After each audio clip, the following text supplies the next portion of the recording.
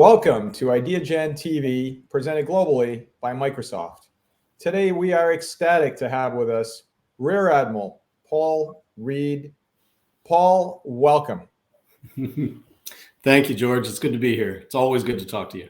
I think I can say Paul because we've known each other for many years. It's tough. It's tough for me to say that, but Rear Admiral, I'm so excited for you to talk and to speak and to inspire our global audience today, especially with all of the incredible work that you're doing, really in the United States and across the planet. You're impacting people everywhere.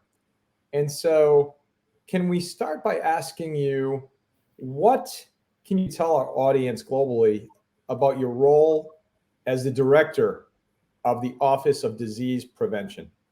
Sure. Thanks, George. And thanks for the opportunity to share some thoughts today. I really appreciate it. Our office, the Office of Disease Prevention and Health Promotion, which is in the Office of the Assistant Secretary for Health in HHS, it's actually been around for 45 years or so, originally mandated by Congress in the 70s to help lead the nation's disease prevention and health promotion efforts.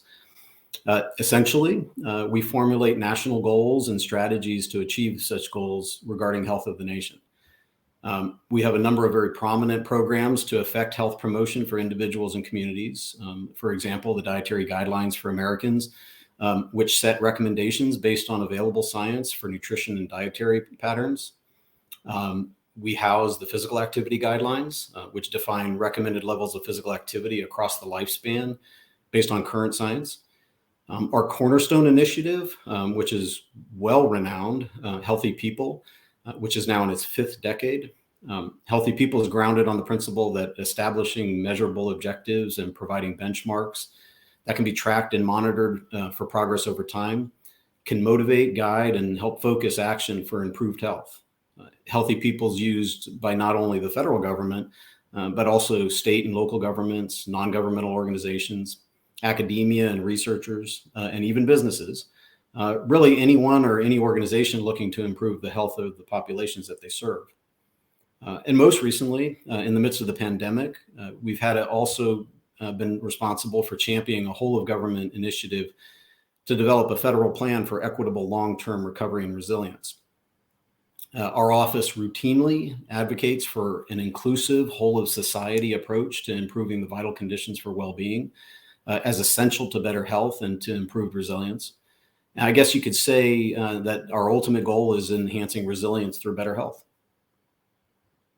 What an incredible role and what an inspiration you are for so many across the planet, and the solutions that you're bringing about. And so I'd like to go perhaps a step further to ask you, in your role as the director of the Office of Disease Prevention and Health Promotion, how often are you able to quantify innovation in healthcare? And can you perhaps share some ways in which your office is actually doing that? Yeah, well, quantify innovation in healthcare, and I'm going to use air quotes there. I would say not at all, actually, not in the traditional sense of what the healthcare system is or does. As one of our office's underlying tenets, we focus on the fact that health is derived from the circumstances of our lives, the places, environments where we are born, live, learn, work, play, worship, and age, what many refer to as the social determinants of health. Through this framework of SDOH, we think of the healthcare system as only a small part of all the facets of our lives that influence our health. In that sense, innovation to improve upon health needs to take place everywhere, in the food we produce, market, and distribute, in the built environment where we walk around, in the way in which we learn lifelong, in the places we find meaningful work, and particularly in the closest knit communities where we live. And while our office doesn't specifically look to measure innovation, we do, through the Healthy People objectives that I mentioned, measure the impact on health and well-being that these social determinants of health have over time. Incredible, and ultimately leading to innovation. Yep. And so that is the ultimate goal here, to be as impactful as possible. And so shifting a bit to your work. In your work, you've outlined 7 key conditions that are vital for well-being. Mm-hmm. You cite belonging and civil muscle at the center of this framework. Mhm. Why is that? Well, those vital conditions for well-being are part of a more expansive model that builds on the social determinants of health framework and defines very broadly what is demanded for a thriving and more resilient life, more than just being healthy.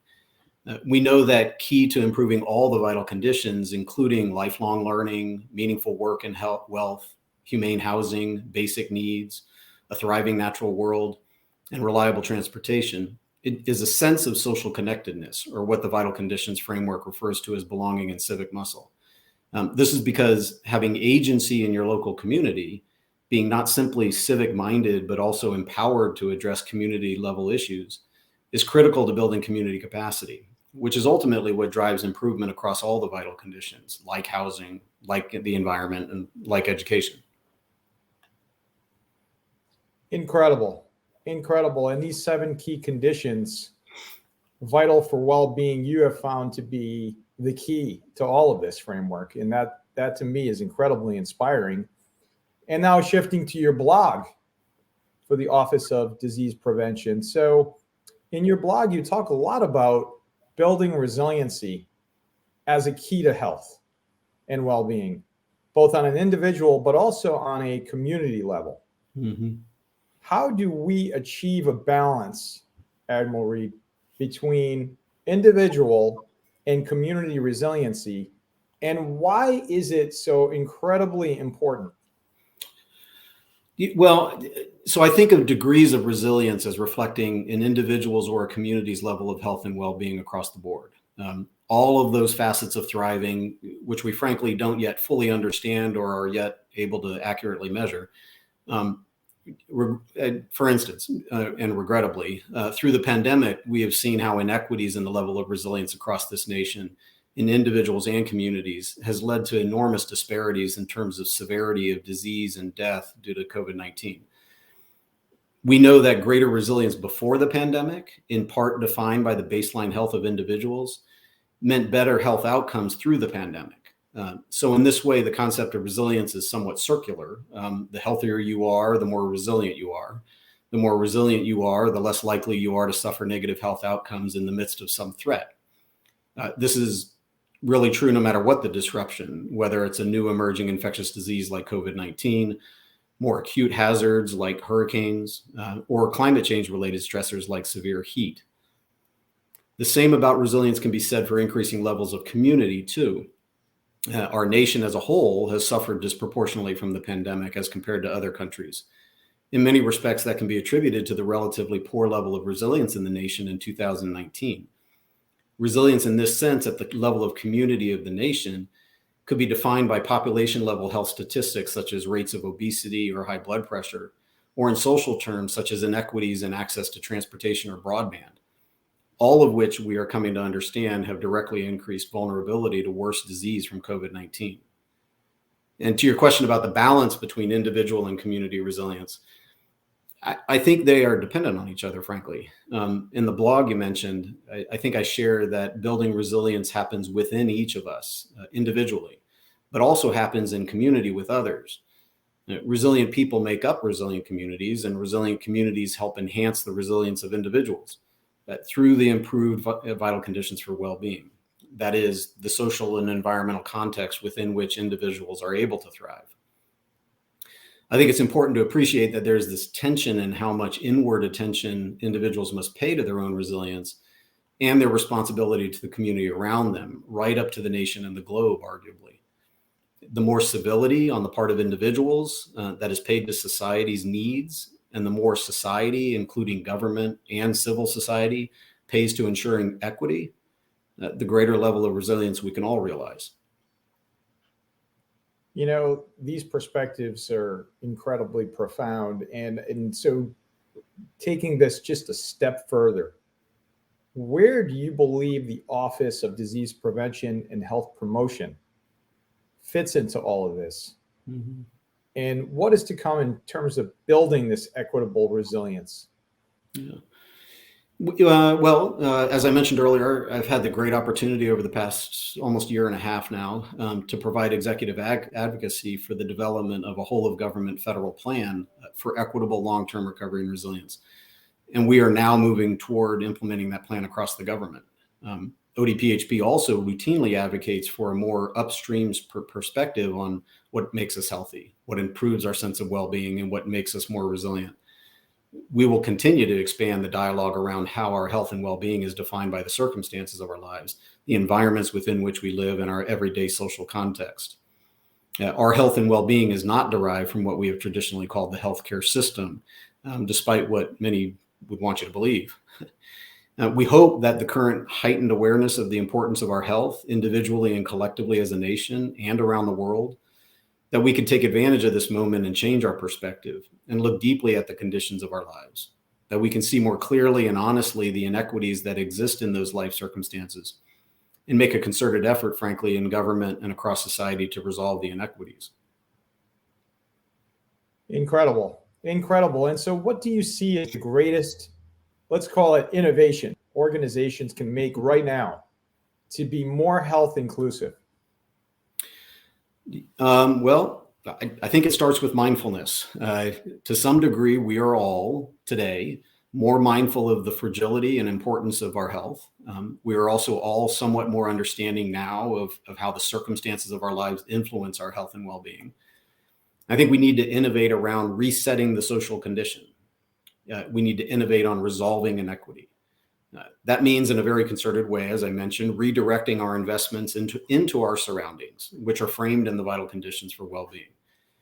We need to find a way to subscribe to the idea that $1 toward improving the quality of the air we breathe is probably worth $20 or $100 in treating lung disease. We need to fully grasp that reliable access to affordable, healthy foods by everyone is far more valuable than treating obesity and diet-related chronic disease.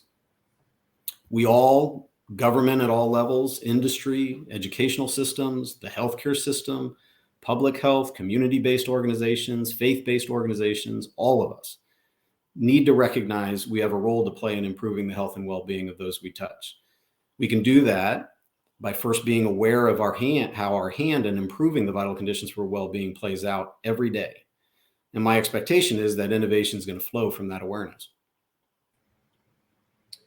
And taking that toward the greater context, we'll call it, for this conversation.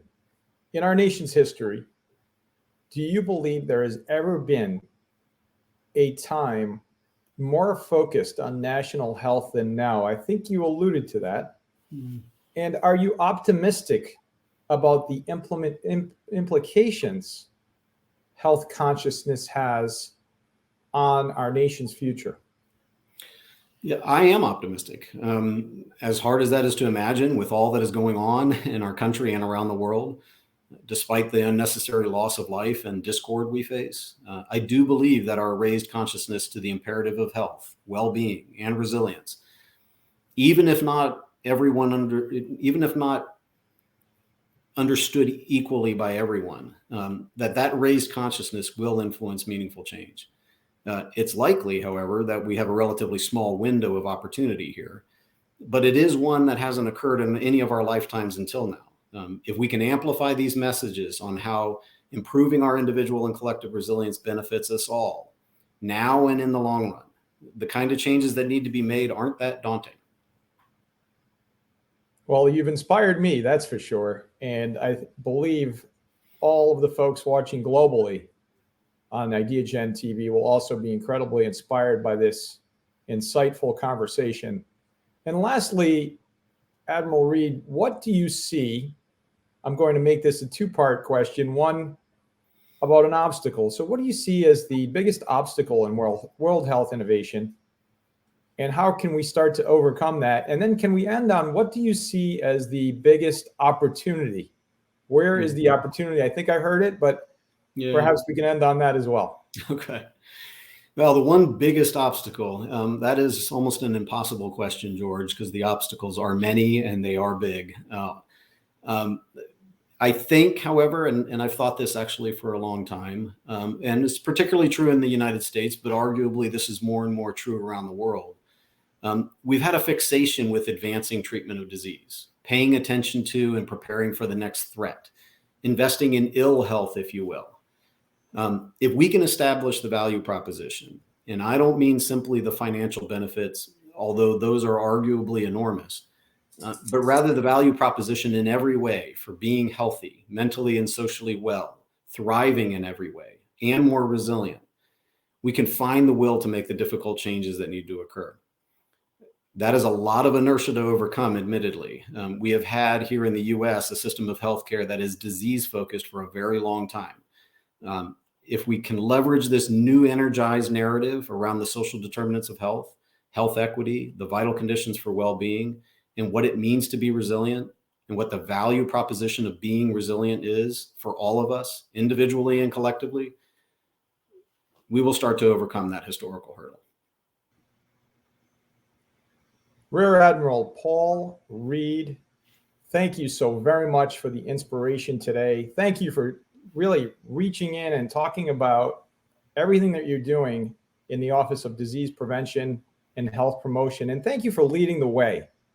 Your leadership is incredibly appreciated by all of us at IdeaGen. And I know all of our global community that will be watching this interview will be incredibly inspired.